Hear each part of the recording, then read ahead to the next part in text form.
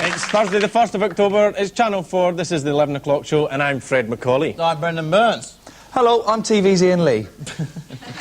Now, I don't know if you watched the gardening show Ground Force on BBC One tonight, but apparently the ratings went up by 3 million when the word got out that the presenter wasn't wearing a bra. 3 million viewers just because the presenter wasn't wearing a bra. Well, if it's got to be done, it's got to be done.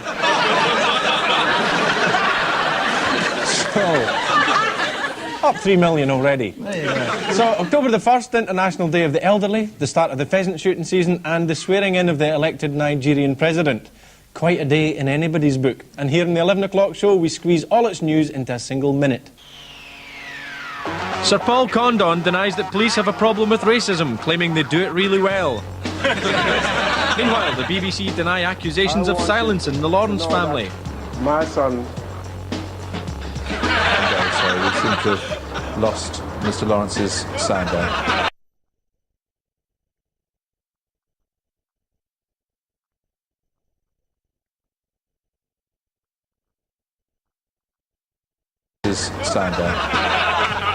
As Tony Blair and his wife decide to renew their wedding vows, observers say Sherry Blair is not looking her best. Police crack down on shoplifters, but sex shops are to be made exempt as customers often leave with a bulge in their clothes. 11-year-old eco-warrior threatens more dirty protests after getting his entire school to take part in a mass bedwetting. Coming up in the show, the Channel 4 Voice of Youth raps with Tory MP Teddy Taylor. What about Holland? Will they still speak in...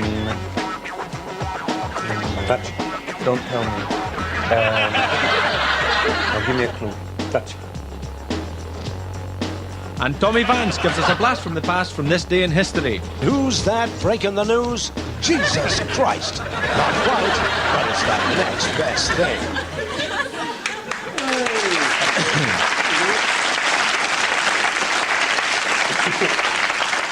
In America today, the clean-up operation after the havoc wrought by Hurricane George has begun in earnest.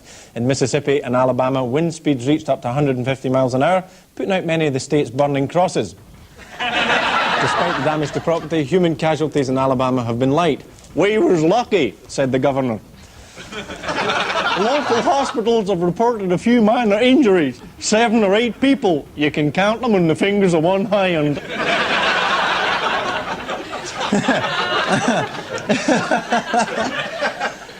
Thank you, Deputy Dog. As for George, it's been downgraded from hurricane to tropical storm. Although, as far as we're concerned, it lost much of its power when we found out that it was actually called George with an S. Not George, no, George. George we could buy. George is rock. George is a mate. George buys you a beer. George serves it to you with a lacy doily underneath. Are you calling my hurricane a poof? Yes, it twists the other way, if you know what I mean. Hurricanes should be called things like Dave or Steve, but look at the names of this year's storms. Alex, Bonnie, Charlie, that's Charlie spelt E-Y, though you can bet if it was spelt I-E, they'd dot the I with a little smiley circle. Danielle, Errol, Francis, and now George. It reads more like a guest list at a wine tasting. How hard would it be to have names that really scare people into action? Hurricane, my girlfriend's just missed her period. Hurricane, was that lump there yesterday? Hurricane, that story where that woman had spider eggs laid in her cheek and they hatched and crawled all over her face and I was really frightened. Yesterday, the IRA made their first appearance at a party conference since the Brighton bombing. And Tony Blair met with Gerry Adams, who claimed that he could not order the IRA to give in their weapons. Here's me earlier on film on a street now. So if Gerry's unable to deliver IRA decommissioning, the so-called troubles in Northern Ireland are not as over as we first thought. I'm here to find out what rubbish the ordinary person on the street has got to say on the subject, and whether they know what to do if they came face to face with a bomb. There is talk to help the situation will be to have Catholics and Protestants competing in a TV-style sort of game show, like It's a Knockout, Gladiators, or Krypton Factor. Would that be a good idea, a good way to solve the problems? Maybe, yeah. What about 15 to 1? I don't know what 15 to 1 is. Sorry? I don't know what 15 to 1 is. It's a competition where there's 15 people standing behind, and William G. Stewart stands there and asks each one of them a question. In the first round, you can lose 1 life. In the third round, they nominate each other. Until they've got 15, they're down to 3 people. The one is the winner. 15 to 1 is the winner. That sounds fine. Would it help, for example, if we sent the Chuckle Brothers over there to do a cabaret with a unionist theme? I don't know. There's got to be extremes on both sides who are not going to enjoy it. I mean, would it help if we sent Joe Pasquale or the Chuckle Brothers over there? Would that help the situation in Northern Ireland? Might help. Which would be the most successful, Joe Pasquale or the Chuckle Brothers, do you reckon? Chucker Brothers. The IRA may become a political party. Who do you think they should get for their party political broadcasts? Father Ted or something like that. Father Ted would be good. Oh yeah, he's dead, isn't he? I forgot that. One of the new measures they may introduce is bomb disposal training for everyone in the country. If you trained me to defuse a bomb, wouldn't you be also training me to make one in the first place? No. What we've got here is actually a mock bomb.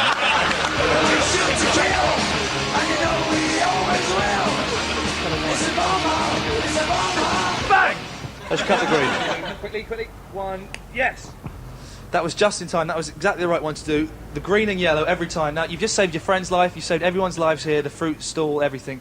How do you feel about that? That's quite good, because I'm an electrician, so I'm proud of that. You should have got it right. Well, not really. It's completely different bomb disposal. Bang! This is Iain Lee for the 11 o'clock show.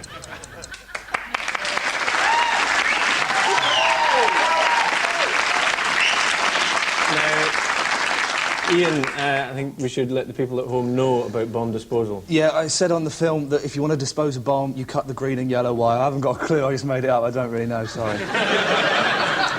And it's different from electricity? Yes. Good. In a bid to get a life back on track, Louise Woodward, the woman who brought new meaning to the phrase bouncing baby boy, today had her first lecture at the South Bank University, where she's studying for a degree in law. Louise is hoping eventually to become a lawyer and is looking forward to being just an ordinary, normal student. Apparently her first day has been rather difficult. When people asked, what did you do in your year off? She had to reply, I shook a baby to death. At first, Louise's fight to get a place on a law course didn't go too smoothly. These are the scenes in her hometown of Elton, where her fans heard the news that she hadn't got into her first choice, Loughborough. We have come to a decision, and on this occasion, we will not be offering Miss Woodward a place at Loughborough University.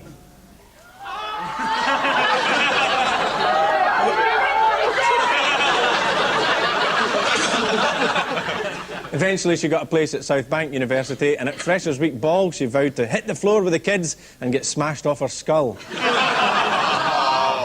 The new slimline Louise has opted against the traditional greasy student food available in the college canteen in favour of a strict diet plan she learnt in the States. It's the one where you have a shake for breakfast, a shake for lunch, and by evening you could really murder something. Good luck to her in her new career. Let's hope she makes a killing in the city. The German government announced this morning that it's melting down €3 million coins because of a design fault. Every day it seems that there is more chaos at the heart of the EU. So let's go over to our European Affairs correspondent, Wim van der Laan, to learn of the latest lunacy that's being sprouted from the mouth of Brussels. Here today in Brussels, the European Commission announced that to be in line with current European practices, each member state must now produce one chocolate bar and one fizzy drink, the name of which is a rude word to another country. The Austrians will produce nip-kiss, which I cannot even tell you what it means in my language. And if you British were to come to my country, I would like you to eat shit and die. Then, if you are thirsty, you must now drink from my dirty cock. So, how do you like the taste of that, yeah? Is that true, Ben? Sadly, no. I have been pulling the wool over your bollocks. Then why are you saying this? Because we're Europeans and we hate you British. But I'm not British. I don't have a bowler hat or an umbrella, and I've never been buggered by my headmaster at school. There's time yet, Brendan. Right here is the new Cosmopolitan with Pamela Anderson on the front. Nothing odd about that, you might think, except that Cosmopolitan have admitted that the picture has been airbrushed to make her breast look smaller. And if you look closely, as I have, you'll see for yourself. It's a growing trend. In fact, a number of people are now suggesting that this picture of Anthea Turner on the cover of Tatler has also been doctored in some way. Well, we can settle the issue. The 11 o'clock show has exclusively obtained the original undoctored version of the photo, and here it is.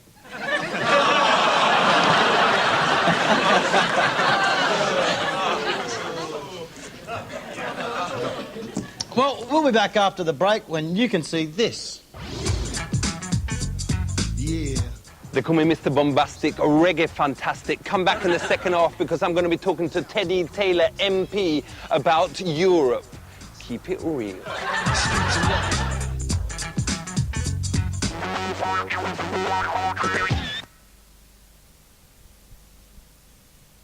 Hundreds of school children stolen by women wearing glasses and brown wax jacket.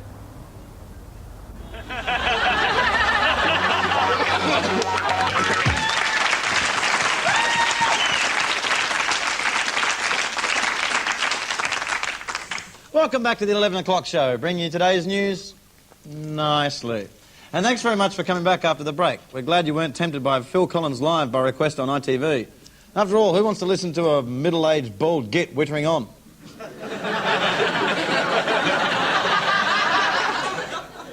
Europe chaos in store. That was the headline on the front of today's Sun, as the Bank of England warned that things can only get worse. But does everybody really understand what European Union will be like?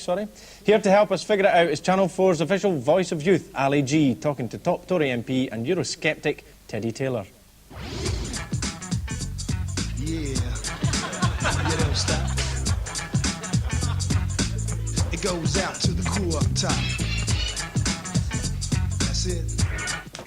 Wicked. We is here with Teddy Taylor, MP for Southport, and he is a Tory, and he is talking to us about Europe, because it's time we know about this Europe tin that we're hearing about every day.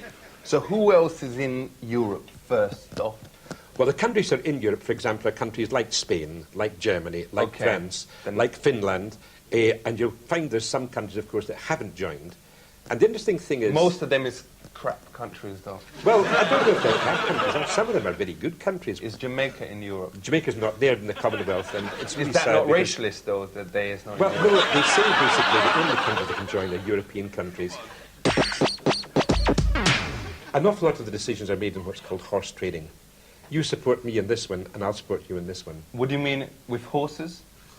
No, horse trading, just basically, look, Ali, I want to get this thing, I don't want a Euro plug. So will you vote with me to stop the Euro plug, and I'll vote with you on something else. And where do the horses come in? The horse might be saying, no Euro plug, and in exchange they'll say, well, we want more money for this, or more money for that, or more power for this. So the horse... the horse is at a meeting? Where... So will it be all right to kill someone like you can do in Denmark? I don't think there's people in Denmark, can you? One of them countries, Denmark or Sweden. Well, Sweden, they don't think they've got lots of members there, but the only thing is... Yeah, that's the one. So what about the pornos? Would that be still be legal in Amsterdam? Well, it's going to be very difficult indeed, quite frankly, as the borders go down to try and accept a difference in policy. So will I still be able to buy stuff with, you know, dogs and women or whatever in Amsterdam? Is that going to be illegal now? Oh no, that's still, you'll still be able to do that. But the whole question is it going to have the same law for Europe? So we could start getting pornos of that quality coming if the European Council of Ministers decide that the same rules should apply throughout Europe. Aren't there any good things about it, though?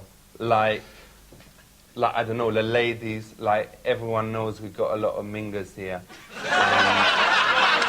You know, you get some Swedes, whatever, and because they is easier and less frigid than, you know, the English girls. You're far better looking for a girl in Southend. Southend and Sea is the place where the loveliest girls are. May I have a look around, man?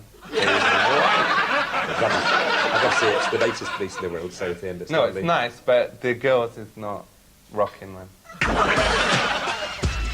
if you want to join Europe, make sure you have a BRIAN, know what you was doing before you throw it all away. Big Done shout. that a long time ago. Teddy T. Well done. Respect.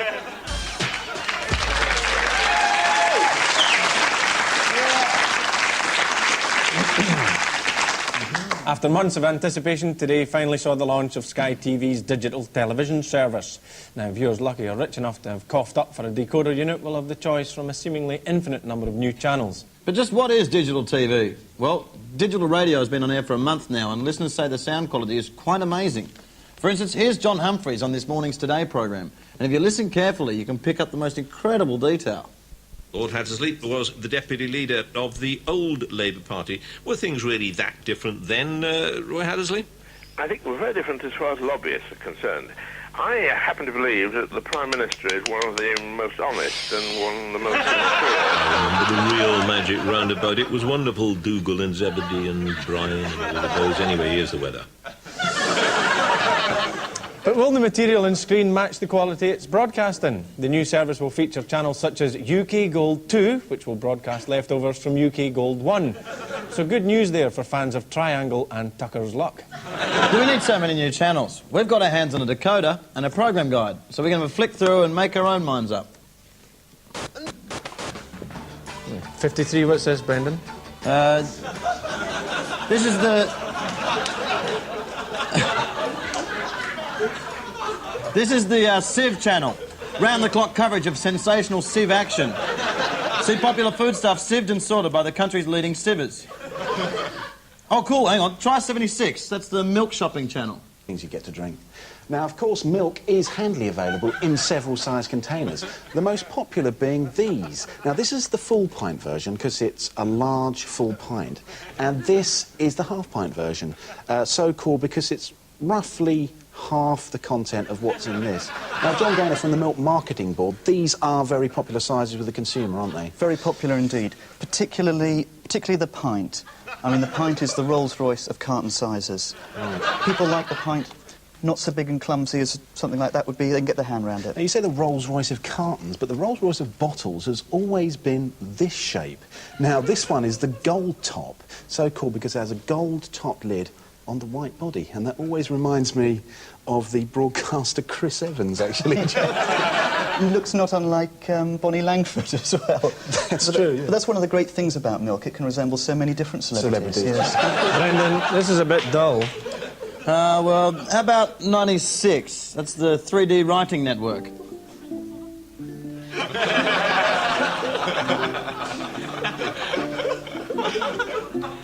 How about 96? That's the News Gold channel with Tommy Vance. Hi, my name is Tommy Vance, and this is my News Gold. It's 10 years ago today, and the Olympic record books are smashed with hammers of truth. Drug-busted Ben Johnson is banned, but plucky Linford squirts only the purest urine into the tester pots. He's cleared and promoted, but only to second. Nice try, Linford, but next time, why not take some drugs? They make you go fast, like a wolf. And who's that breaking the news? Jesus Christ. Not quite, but it's the next best thing. It's 1978, and it's the Cold War.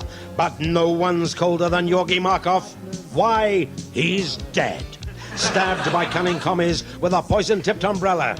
Ouch. But do we care? Only because it's a cool way to die. Is it a bird? Is it a plane? Hey, it's a plane, of course.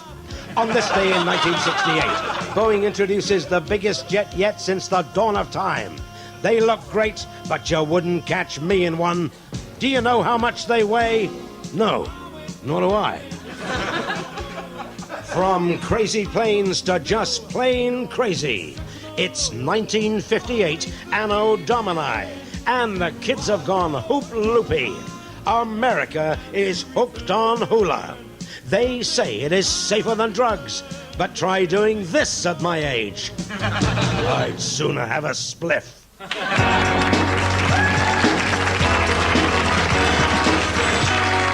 now it's time for What the Papers Ought to Say.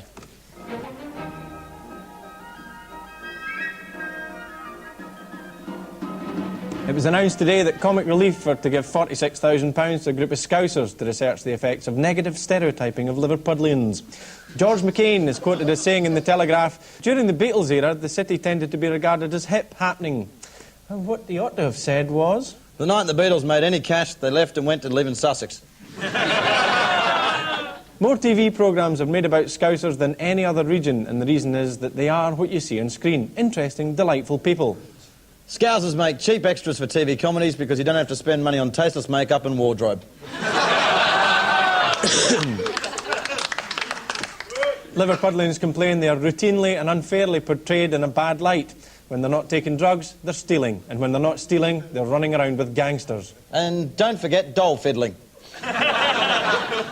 But to be fair, the group who's received the money say they do intend to spend the cash on positive propaganda and civic pride, both of which, incidentally, are running in tomorrow's 3:20 at Kempton.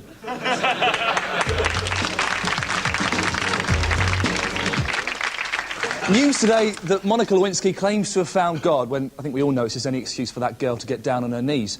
But she sucked the president off, come on.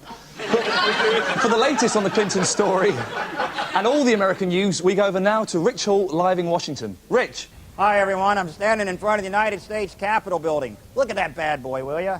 Man, that makes me feel patriotic. Monica Lewinsky yesterday asked to go on the Oprah Winfrey Show, and Oprah turned her down out of some sense of moral outrage. By the way, Oprah's new movie, The Beloved, opens this weekend, in which she does a nude scene. So see there? The irony bus runs about every 3 minutes in this country. Right, elsewhere, Mike Tyson is out in Las Vegas undergoing psychiatric evaluation to determine whether he should box again. Psychiatric evaluation to determine whether he should be beating the hell out of other people. Now, they asked him why he wanted to fight again, and he said, I'm not making this up, a man needs to eat. Anyway, he claims he's broke. Some actress sued him for libel. Claims that he called her a maliciously manipulative money grabber and sued him. Maliciously manipulative money... You ever seen Mike Tyson talk? I'm pretty sure he didn't say maliciously manipulative money grabber. I might have said malicious there by accident, you know, like with a mouthful of cookies or something, just going, honey, these are malicious. These are great. All right, I gotta go. See you later.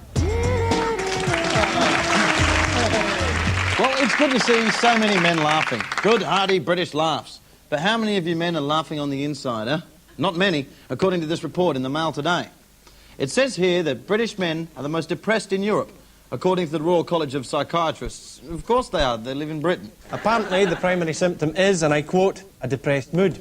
That's very revealing. So, if ever you've sat at home feeling depressed and wondered what's wrong, it's because you're depressed. The Guardian asked sufferer Philip Wood to describe his condition, and he says, I call it my black, heavy overcoat of pain, impossible to take off because the buttons are soldered together. My body aching from all the vain attempts to rip it off.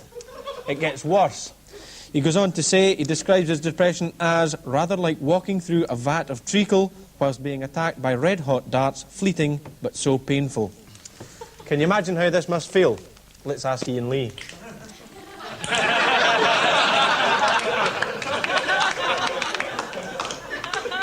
So how do you feel, Ian? I feel really bad. I feel a bit like I'm swimming through an ocean of sinister toads or nibbling at the shins of my mind, the fluorescent teeth of hate, while an enormous caravan driven by gypsies and tears trundles up and down the dual carriageway of my soul. And get yourself out of the tray of treacle, it'll all seem better. That's about it from us. Good night, Thursday, October the 1st. You were quite a day. Good night, special lady. Good night. Good night.